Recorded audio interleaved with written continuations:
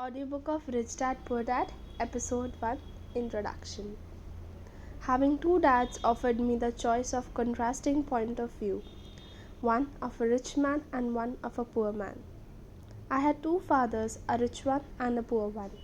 One was highly educated and intelligent. He had a PhD and completed 4 years of undergraduate work in less than 2 years. He then went on to Stanford University, the University of Chicago, and Northwestern University to do his advanced studies, all on full financial scholarships. The other father never finished the 8th grade. Both men were successful in their careers, working hard all their lives. Both earned substantial incomes, yet one always struggled financially. The other one would become the richest man in Hawaii. One died, leaving tens of millions of dollars to his family, charities, and his church. The other left bills to be paid.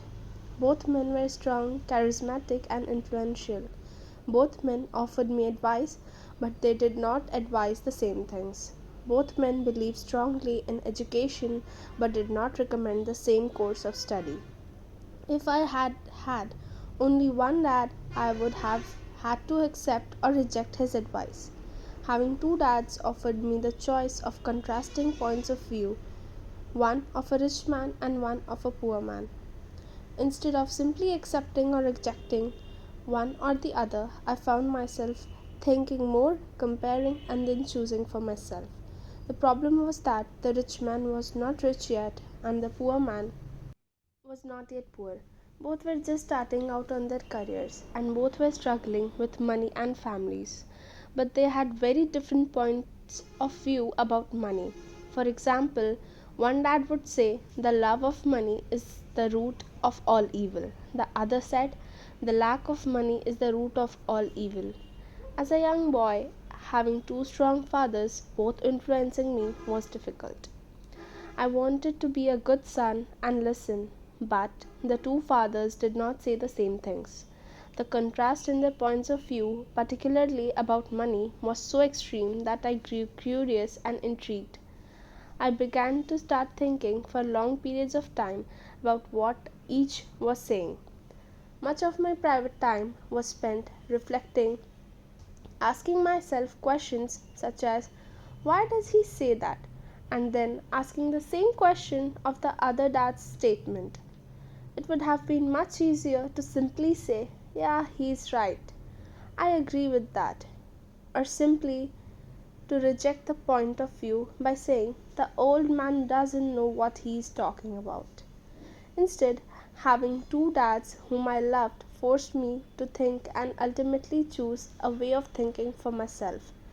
As a process, choosing for myself turned out to be much more valuable in the long run than simply accepting or rejecting a single point of view.